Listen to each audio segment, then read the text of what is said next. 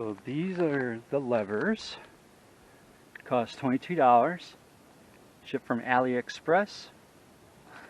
They go great with the bike.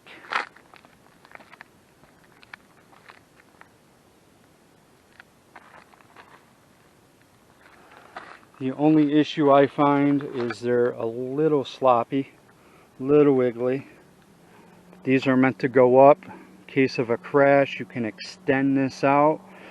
It has the different settings, sensitivity settings.